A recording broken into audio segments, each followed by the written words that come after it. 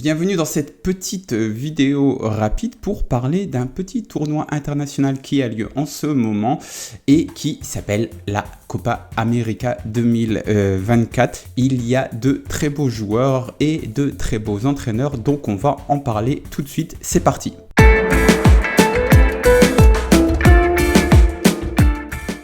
Et on va commencer par dire qu'en France, on a la chance que la compétition soit diffusée par l'équipe. Alors oui, je sais que les horaires sont tardifs et je ne vais pas vous mentir, je ne veille pas forcément jusqu'à 3h du matin pour voir les matchs, mais par contre, le lendemain, au café, je peux aller sur la chaîne L'équipe et notamment sur la chaîne YouTube. Je vais vous montrer ça tout de suite. C'est sur leur chaîne YouTube. Voilà, vous pouvez aller sur leur chaîne YouTube ou sur leur chaîne Dailymotion. Sur leur chaîne YouTube, c'est surtout pour voir les résumés des matchs, et sur la chaîne Dailymotion, vous avez l'intégralité des matchs. Vous avez les replays. Donc franchement, pour moi, c'est super, notamment pour voir les matchs de l'Uruguay qui ont tous eu lieu à 3h du matin. Je dormais à 3h du matin. Le lendemain, je me réveille, j'essaye de ne pas me faire spoiler le score au café. Hop, on se met un petit Bielsa Game. C'est parfait, c'est super. Franchement, là, en parlant, je me dis que cette vidéo ressemble à une vidéo sponsorisée par l'équipe, mais non. Si l'équipe veut me donner de l'argent, écoutez, je suis facile à contacter et je serais ravi de prendre une petite sponsor, mais c'est pas du tout sponsorisé par l'équipe. Faisons donc un point, si vous le voulez bien, sur la compétition. Bon voilà, là je suis full sponsor l'équipe, je fais toute la vidéo. Oh l'équipe, vraiment, donnez-moi de l'argent l'équipe, je le mérite. Donc, on va parler un petit peu des phases de poule, des choses importantes qui se sont passées dans cette phase de poule. Alors, on va faire groupe par groupe. Donc, groupe A, c'était le groupe de l'Argentine qui a fait 3/3. C'était aussi le groupe du Canada qui continue d'avancer. Le Canada, contrairement à son voisin américain qui s'est fait éliminer, on y reviendra un peu plus loin.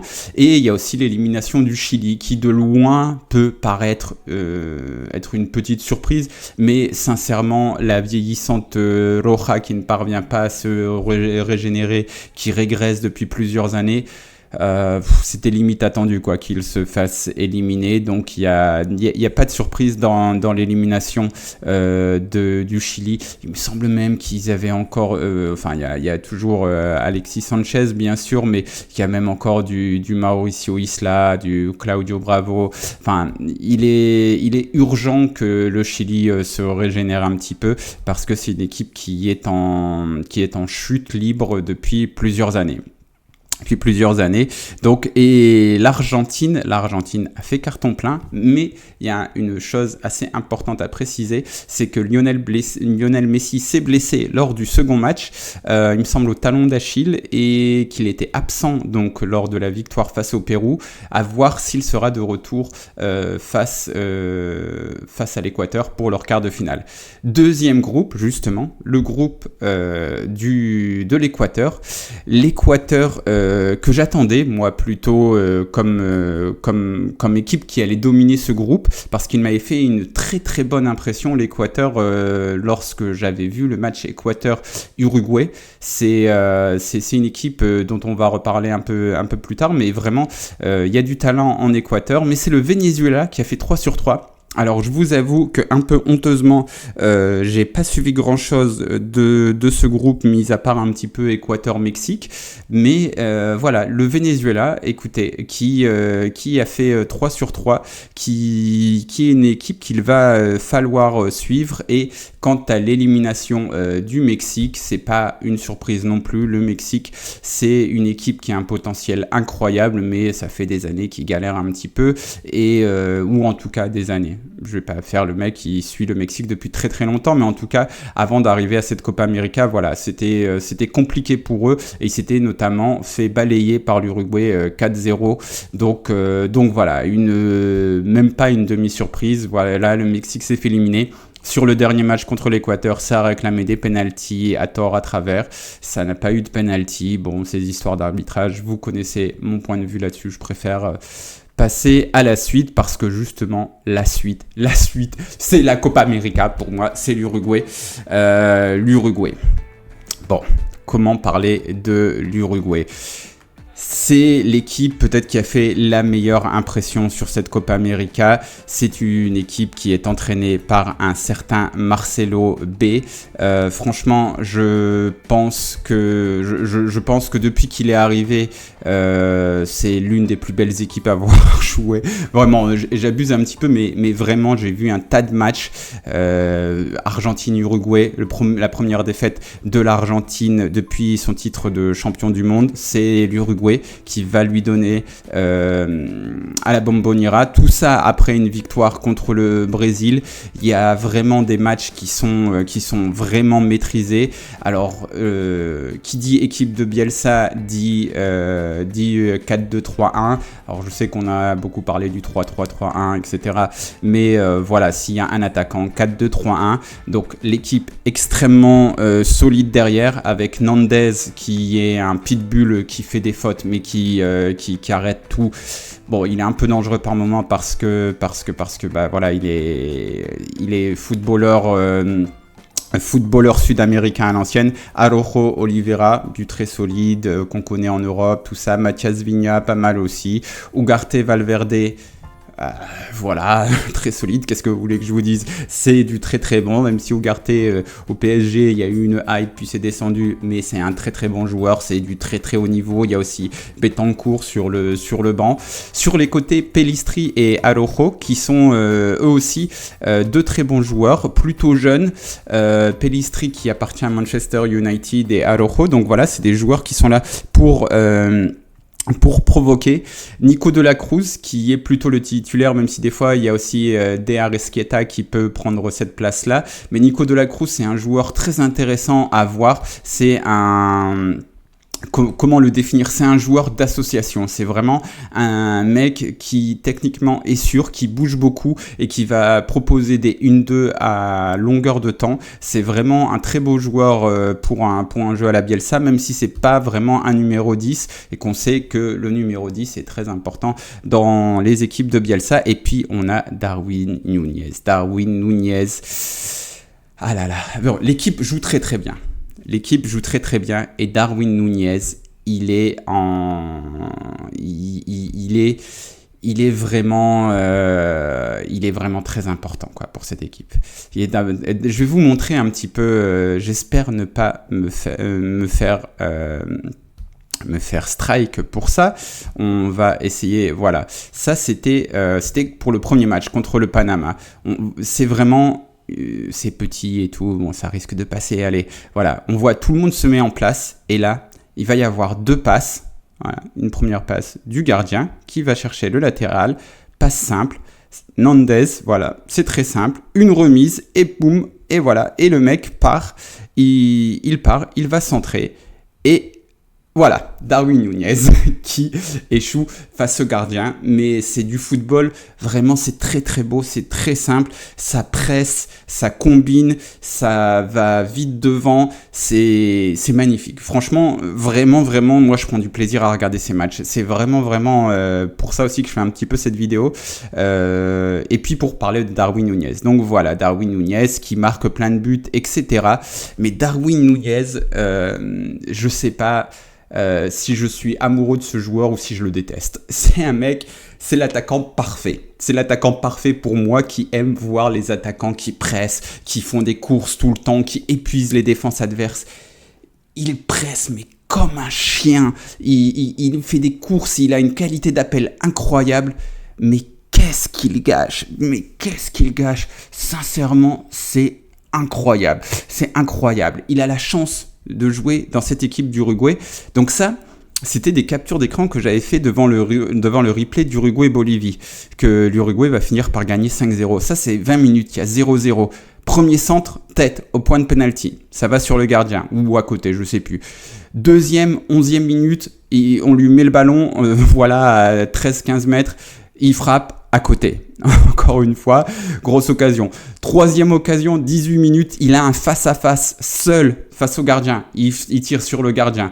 Et finalement, à la 20e minute, Nunez va trouver la faille, mais Darwin Nunez, franchement, c'est incroyable. C'est un joueur, sincèrement, c'est incroyable. C'est incroyable. S'il élève le curseur de 20% au niveau de la finition, ça peut limite être le meilleur avant-centre de la Terre. J'abuse un petit peu, mais il fait des choses que Haaland ne sait pas faire, que Mbappé ne sait pas faire ou ne veut plus faire. On ne sait pas. Mais en tout cas, la manière dont il presse, dont il fait des appels sans cesse, c'est extraordinaire. Je comprends pas comment il peut avoir un tel déchet. S'il ne mettait qu'une occasion sur deux, sincèrement, limite le meilleur attaquant du monde. Et il va falloir qu'il élève son niveau parce que arrive donc, on l'a dit, le Brésil qui a terminé seulement deuxième du groupe D. Deuxième, alors le Brésil, on va en parler, mais deuxième derrière la Colombie. Et c'est un peu d'un joueur en Colombie dont je veux parler, un joueur qui franchement est magnifique. Il a 33 ans, vous le connaissez tous, c'est James Rodriguez. Donc là, je vais aussi mettre un petit extrait. Là, c'est un coup franc qu'il met en début de match face au Brésil. Alors, il le met pas, ça finit sur la barre transversale, mais c'est un régal de voir jouer notre ami Rodriguez en ce moment. James, hein, je suis le seul mec qui l'appelle Rodriguez. Voilà, là, on va voir aussi, il va faire cette petite déviation en se jetant et ça va amener au but colombien. James, c'est un numéro 10 à l'ancienne. C'est vraiment pour tous les nostalgiques, tous les gens qui disent « Ouais, mais il n'y a plus de numéro 10, tu comprends, le football, c'est pas pareil et tout. » Lui, c'est le 10 élégant qui conduit tout le jeu de son équipe, où il y a quand même un peu du talent, il y a quand même des Luis Diaz, il y a quand même des Borré, etc., des joueurs comme ça qui sont pas mauvais. Et t'as ce numéro 10 qui est au centre, qui se déplace, qui tire les corners, qui tire les coups francs et toujours avec une application, une élégance vraiment dans le geste. Je l'avais déjà vu contre l'Uruguay en éliminatoire. Bon, forcément, vous avez compris, je suis tous les matchs de l'Uruguay, mais c'est vraiment beau à voir un joueur comme ça en fin de carrière qui est tellement fier, ça sent qu'il est fier et heureux de jouer pour la Colombie et il donne la quintessence de son talent pour sa sélection. Vraiment, James Rodriguez, c'est vraiment un spectacle à lui tout seul et surtout pour les gens qui sont, je le répète, mais nostalgiques du football un peu à l'ancienne. C'est un 10 à l'ancienne, James Rodriguez, et avec une élégance incroyable. C'est vraiment beau à voir. Et donc, le Brésil qui a terminé deuxième, le Brésil qui va donc devoir affronter l'Uruguay en quart de finale. Croyez-moi, il ne voulait vraiment pas terminer deuxième. Alors, il y a eu des trucs sur un penalty qui a possiblement été refusé à Vinicius, etc. Et moi, ça me fait un petit peu peur, cet Uruguay-Brésil. Pourquoi ? Parce que le Brésil en Copa América, c'est un peu la kryptonite de Bielsa. Bielsa, il crée des collectifs, il crée des équipes collectives. Et les grandes compétitions, elles sont souvent définies par les individualités. Et le Brésil, c'est le pays des individualités par excellence. J'ai revu beaucoup de matchs de la carrière de Bielsa récemment pour les podcasts sur Copa Arena, pour les sagas Bielsa sur Copa Arena. Et je peux vous dire qu'en 99, il se fait prendre par Ronaldo Rivaldo. Le pire, c'est la finale de 2004. Attendez, il me semble, voilà. La finale de 2004, Argentine-Brésil. Vraiment, l'Argentine est meilleure. L'Argentine domine tout le match. Ils se font reprendre, ok, juste avant la mi-temps, très bien. Mais ils finissent par prendre l'avantage à la 87e minute. C'était amplement mérité pour l'Argentine. À ce moment-là, il reste 3 minutes à jouer. Qu'est-ce qui va se passer ? Eh ben non, Adriano, l'empereur, le fameux empereur qui était encore un joueur de foot, le pauvre, on sait qu'il est passé par beaucoup d'épisodes dépressifs, etc. Et ben Adriano, il prend le ballon, il marque un but tout seul, il égalise à la dernière minute. Voilà. Les grandes compétitions sont souvent définies par les grands joueurs et le Brésil, c'est l'équipe qui me fait trembler. franchement, je tremblerais moins face à l'Argentine, qui a moins ce côté un peu individualité, même s'il y a Messi, mais je tremblerais moins, je sais pas comment le dire, parce qu'il y a un côté un peu moins individualité, un peu moins individualité prononcée côté argentin que côté brésilien. Alors, puisque l'on parle des individualités, obligé de parler de la suspension de la principale individualité au Brésil, c'est Vinicius qui a été suspendu après un nouveau carton jaune donc contre l'Équateur et contre la Colombie, et donc on va ne pas avoir de Vinicius. Après, bon, il reste quand même du Rafinha, du Rodrigo, il y a des joueurs comme Guimarães, Paqueta qui sont pas mauvais, donc faut pas vendre la peau de l'ours avant de l'avoir tué, mais on peut se dire que cette absence de Vinicius, ça peut peut-être être la clé du match, en n'oubliant pas aussi que l'Uruguay a battu le Brésil en éliminatoire, donc c'était en octobre 2023. Voilà, il n'y avait pas eu grand chose à dire, l'Uruguay avait été meilleur et Darwin Núñez avait marqué, Nicolas de la Cruz aussi dont je vous parlais, mais Darwin Núñez pour moi ça va être un petit peu la clé. S'il est dans un bon jour, franchement il peut avoir bien un hat-trick avant la mi-temps, parce que je pense qu'il va se procurer encore des occasions. Mais voilà, il faudra qu'il soit dans un bon jour, il faudra qu'il soit un peu plus clinique qu'il l'est actuellement, parce que même si les stats peuvent dire qu'actuellement il a marqué 2 buts, Darwin Núñez pourrait en être à 4 ou 5 buts facilement depuis le début de cette Copa América, très facilement. Donc vous l'aurez compris, j'ai hâte de voir ce match. J'ai vraiment hâte de voir ce match. Je pense que ça va être un grand match. Je pense que ça va être quelque chose de passionnant à vivre. Donc, je vais sans doute le voir quand même en replay le lendemain. Je vais essayer de pas me faire spoiler, parce que vous voyez, 3h du matin, c'est tard. Mais on va faire un tour aussi donc sur les autres quart de finale, Argentine-Équateur. Je vous disais, l'Équateur c'est intéressant aussi parce que c'est une équipe qui a vraiment développé beaucoup d'académies dans le pays. Il y en a une ou deux, j'ai pas envie de dire de bêtises, donc je vais rester un petit peu flou, mais c'est une équipe qui développe beaucoup de jeunes joueurs actuellement, et contre l'Uruguay, ils avaient tué l'Uruguay de Bielsa, et il y avait notamment eu ce Kendry Páez, 17 ans, 16 ans au moment du match contre l'Uruguay. Là, il a 17 ans, donc actuellement, il avait fait un très beau match, et c'est vraiment un milieu offensif très très beau à voir, et qui est très technique, etc. Et puis malheureusement, vous connaissez le foot moderne, le mec il a 17 ans, il est déjà transféré à Chelsea, et oui, voilà, foot moderne, on les laisse même plus se développer dans leur pays. Je trouve ça vraiment dégueulasse. Laissez-le au moins se développer, au moins dans son pays, si ce n'est pas dans son pays, sur son continent. Non. Hop, tu vas directement à Chelsea chez un gros. Chelsea qui attend donc qu'il ait 18 ans pour pouvoir le rapatrier et sans doute jamais le faire jouer, le prêter à gauche, à droite.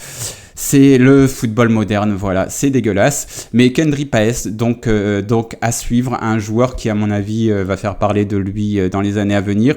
Venezuela, Canada, un match pour suivre donc cette surprenante équipe du Venezuela, mais aussi connaît la nouvelle recrue marseillaise. Et puisqu'on parle de joueurs marseillais, Panama avec Murillo, qui est un joueur vraiment important dans cette équipe, face à la Colombie de l'élégant James.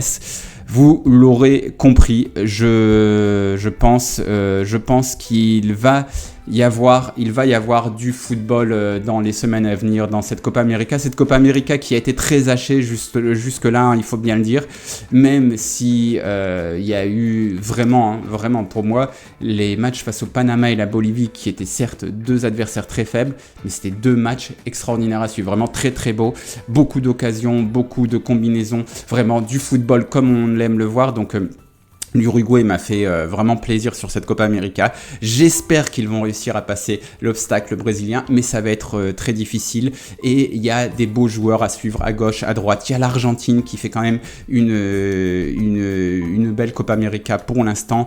Il y a vraiment des choses à voir aussi dans les semaines à venir. C'est gratuit.